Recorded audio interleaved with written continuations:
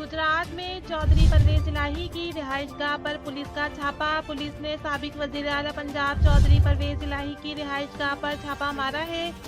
जराये के मुताबिक पुलिस की भारी नफरी ने 3 घंटे तक परवेज इलाही के रिहाइशगाह का मुहासरा किए रखा। पुलिस की भारी नफरी ने सहरी के वक्त 4:45 बजे करीब साबिक वजीर आला पंजाब चौधरी परवेज इलाही की रिहाइशगाह का अचानक मुहासरा कर लिया।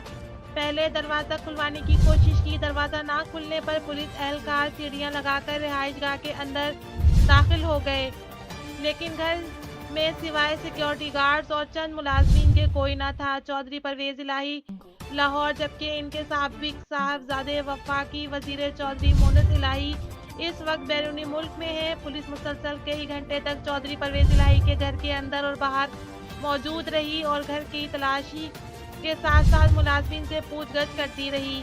अभी तक वाज़ा नहीं हो सका कि छापा क्यों मारा गया था।